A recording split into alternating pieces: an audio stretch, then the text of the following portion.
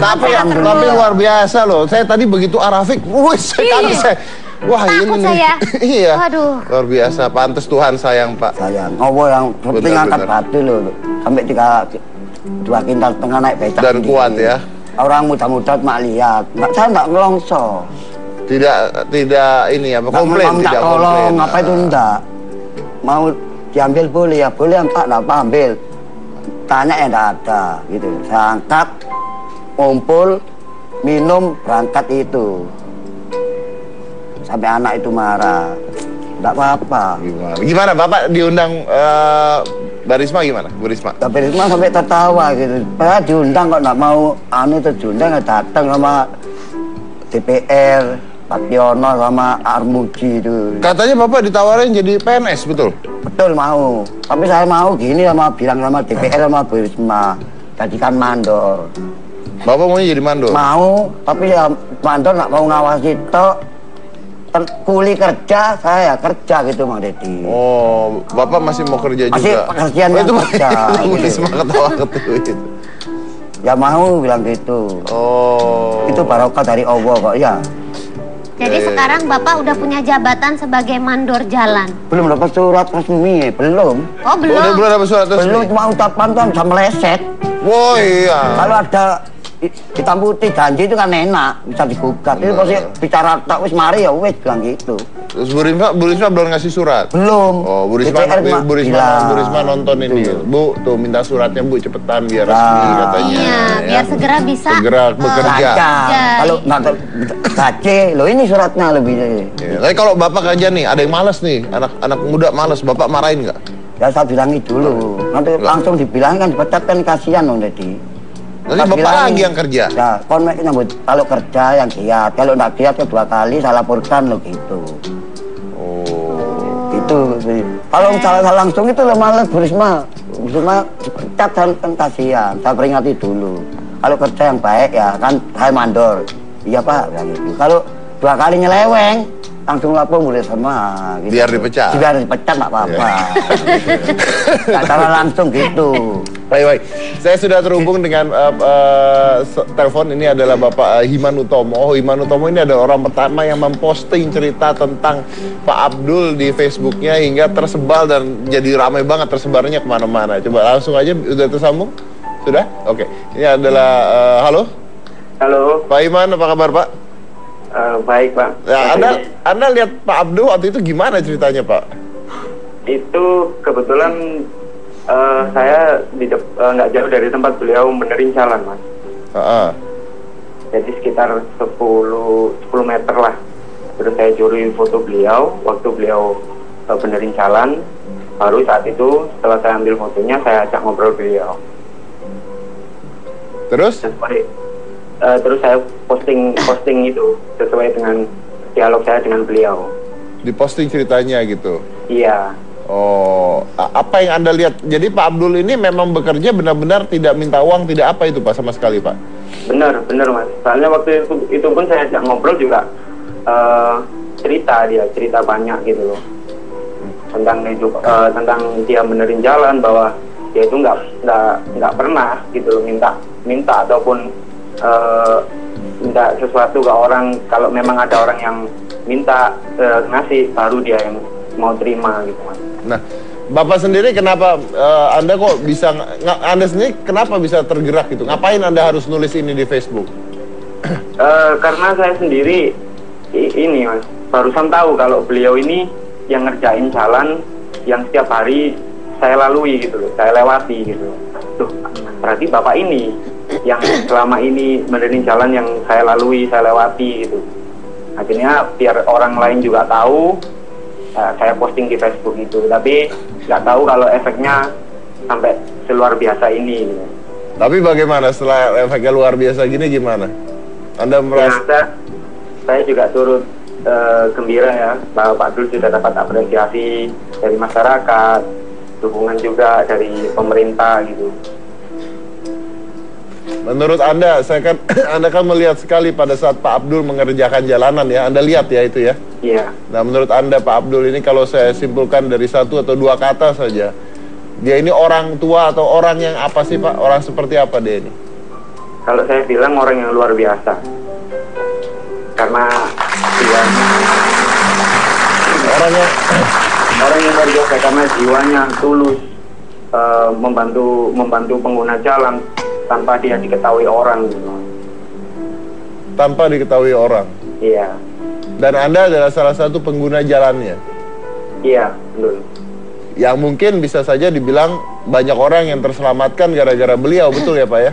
Betul Mas Ridi. Karena saya mengalami sendiri, pada saya pernah jatuh dari motor karena lubang jalanan berlubang gitu.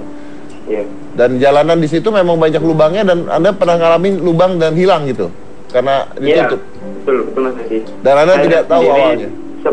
Sebelum dibenerin beliau sampai sesudah dibenerin beliau. Oke. Nah, Anda udah ketemu dengan Pak Abdulnya? Sudah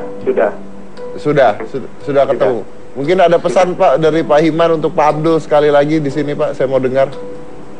Ya, tetap jaga kesehatan Pak Dul, tetap semangat. Ya, amin. Alhamdulillah. Apa yang Pak Dul kerjakan sekarang sudah diapresiasi oleh semua pihak masyarakat dan pemerintahan. Ya. Tetap lanjutkan semangat Pak Abdul. Amin. Baik Himan, terima kasih banyak. Iya Mas Jadi, selamat. Pertama kali yang tahu itu. Pertama kali yang tahu. Saya nggak sengaja itu malam hari. Saya rasa bukan pertama kali yang tahu, tapi pertama kali orang yang peduli dan berinisiatif untuk menulis. Karena kalau yang tahu yang ngejek gila kan banyak Pak. Banyak. Nah, akhirnya minta uang. Akhirnya minta uang. Iya. Biasa terkenal Bang Dedi. Lu mesti oleh BAK. Oh biasa. Kalau dulu belum apa-apa gitu, dikata-katain. Kalau udah terkenal, deketin minta duit. Biasa itu. Dikasih 20, target 50. Wah, biasa. Kurang 20. Saya nyetop Pak. embong lo bilang gitu. Waduh. Yang suruh nyetop ya siapa? Saya kira ikhlas. Ada dananya. Itu ada gitu loh. Luar biasa. Oke, baik. Nah, setelah ini saya punya seorang kakek juga. Ini kakek ini adalah kakek seorang pembuat bakyak. Ada yang tahu bakyak itu apa nggak? Tahu kan? Tahu. Oke, tapi ada yang pakai bakyak nggak? Itu dia masalahnya. Zaman company. Ya, nah, ya itu dia makanya. Jadi bakyak itu sebenarnya udah nggak dipakai, udah jarang banget orang pakai. Tapi ada kakek yang kerjanya sampai sekarang adalah membuat bakyak. Iya. Ya, kita lihat, kita ada videonya tentang dia membuat bakyak, coba.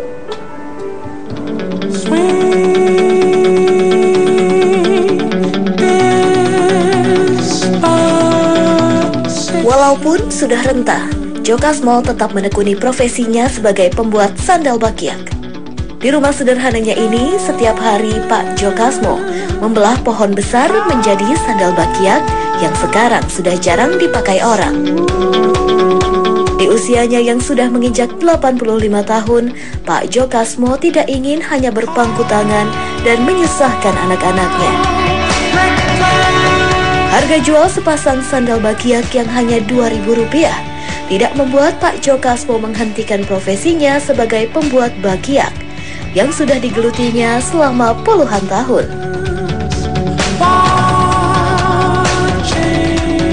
Saat masih muda, Pak Jokasmo dengan berjalan kaki menjajakan sandal bakyaknya keliling kota Yogyakarta dan kota-kota di sekitarnya.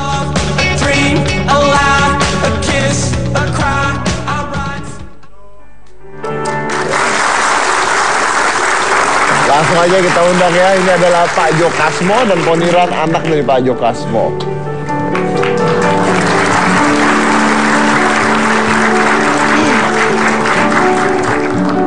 Iya. Dan kita akan bicara dan kita akan ngobrol dengan Pak Jokasmo tentang apa sih yang Pak Jokasmo lakukan ya, membuat bakyak dari muda sampai sekarang, dan siapa pembelinya setelah yang satu ini. Jangan mana-mana, tetap di Hitam Putih.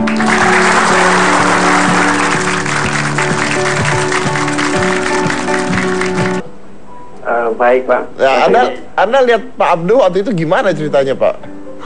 Itu kebetulan saya nggak jauh dari tempat beliau benerin jalan Mas. Jadi sekitar 10 meter lah. Terus saya curi foto beliau waktu beliau benerin jalan. Baru saat itu setelah saya ambil fotonya, saya ajak ngobrol beliau. Terus? Terus saya posting itu sesuai dengan dialog saya dengan beliau. Diposting ceritanya gitu? Iya. Oh, apa yang Anda lihat? Jadi Pak Abdul ini memang bekerja benar-benar tidak minta uang, tidak apa itu Pak sama sekali Pak? Benar Mas. Soalnya waktu itu pun saya ajak ngobrol juga cerita banyak gitu loh tentang hidup, tentang dia benerin jalan, bahwa dia itu nggak pernah gitu loh minta ataupun minta sesuatu ke orang. Kalau memang ada orang yang minta ngasih, baru dia yang mau terima gitu Mas. Nah, Bapak sendiri kenapa Anda kok bisa, Anda sendiri kenapa bisa tergerak gitu? Ngapain Anda harus nulis ini di Facebook? Karena saya sendiri ini Mas, barusan tahu kalau beliau ini yang ngerjain jalan yang setiap hari saya lalui gitu loh, saya lewati gitu. Tuh, berarti Bapak ini yang selama ini benerin jalan yang saya lalui, saya lewat, kalau efeknya sampai seluar biasa ini gitu. Tapi bagaimana setelah efeknya luar biasa gini gimana? Anda merasa? Ya, saya juga turut gembira ya bahwa Pak Abdul sudah dapat apresiasi dari masyarakat, dukungan juga dari pemerintah gitu. Menurut Anda, Anda kan melihat sekali pada saat Pak Abdul mengerjakan jalanan ya, Anda lihat ya itu ya? Iya. Nah, menurut Anda Pak Abdul ini kalau saya simpulkan dari satu atau dua kata saja, dia ini orang tua atau orang yang apa sih Pak? Orang seperti apa dia ini? Kalau saya bilang orang yang luar biasa. Karena dia orang yang luar biasa karena jiwanya tulus, membantu pengguna jalan tanpa dia diketahui orang gitu. Tanpa diketahui orang? Iya. Dan Anda adalah salah satu pengguna jalannya? Iya, betul. Yang mungkin bisa saja dibilang banyak orang yang terselamatkan gara-gara beliau, betul ya Pak ya? Betul Mas Ridi. Karena saya mengalami sendiri, saya pernah jatuh dari motor karena jalanan berlubang gitu. Iya. Dan jalanan di situ memang banyak lubangnya dan Anda pernah ngalamin lubang dan hilang gitu karena ditutup. Iya, betul Mas Ridi. Dan Anda tidak tahu awalnya. Sebelum dibenerin beliau sampai sesudah dibenerin beliau. Oke. Nah, Anda udah ketemu dengan Pak Abdulnya ceritanya gitu? Iya. Oh, apa yang Anda lihat? Jadi Pak Abdul ini memang bekerja benar-benar tidak minta uang, tidak apa itu Pak sama sekali Pak? Benar Mas. Soalnya waktu itu pun saya ajak ngobrol juga cerita banyak gitu loh tentang hidup, tentang dia benerin jalan, bahwa dia itu nggak pernah gitu loh minta ataupun minta sesuatu ke orang. Kalau memang ada orang yang minta ngasih, baru dia yang mau terima gitu Mas. Nah, Bapak sendiri kenapa Anda kok bisa, Anda sendiri kenapa bisa tergerak gitu? Ngapain Anda harus nulis ini di Facebook? Karena saya sendiri ini Mas, barusan tahu kalau beliau ini yang ngerjain jalan yang setiap hari saya lalui gitu loh, saya lewati gitu. Tuh, berarti Bapak ini yang selama ini benerin jalan yang saya lalui, saya lewati gitu. Akhirnya biar orang lain juga tahu, saya posting di Facebook itu, tapi nggak tahu kalau efeknya sampai seluar biasa ini gitu. Tapi bagaimana setelah efeknya luar biasa gini gimana? Anda merasa? Ya, saya juga turut gembira ya bahwa Pak Abdul sudah dapat apresiasi dari masyarakat, dukungan juga dari pemerintah gitu. Menurut Anda, Anda kan melihat sekali pada saat Pak Abdul mengerjakan jalanan ya, Anda lihat ya itu ya? Iya. Nah, menurut Anda Pak